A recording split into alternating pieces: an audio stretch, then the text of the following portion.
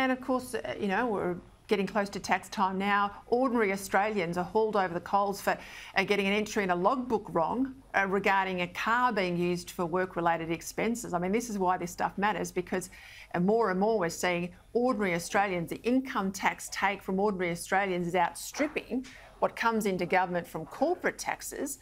Talk to me about the Illumia chairman, Peter Day. I mean, I made the point at the top of the show, we've got so used to business leaders not actually talking their book about business, you know, lecturing us about diversity and the voice and everything else.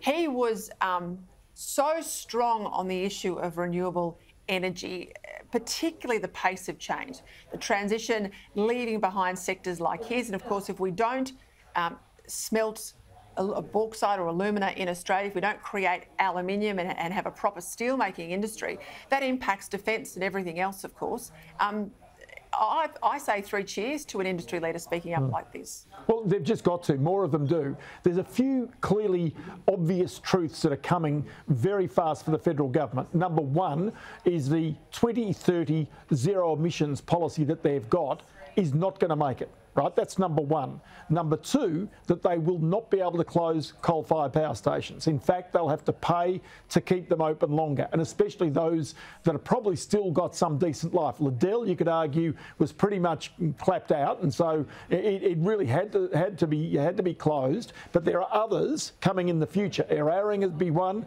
In the future, Bayswater would be there. Some of the Loy Yang plants, they might need to keep going simply to keep the robustness of Australia's electricity grid, because not only is the transition to the renewables happening fast enough in Australia, but the transmission lines are not being built, and getting access across farmers' land is not being built fast enough, which is exactly what Paul Broad, the former chief executive of the Snowy Hydro, was telling us when he spoke out a couple of weeks ago about this exact same issue. And so, right, absolutely. If you want to go down this path and you really push this hard, well, guess what? Businesses like Illumina will not be competitive, and they will ultimately leave this country, there's no doubt. Thank you, Ross.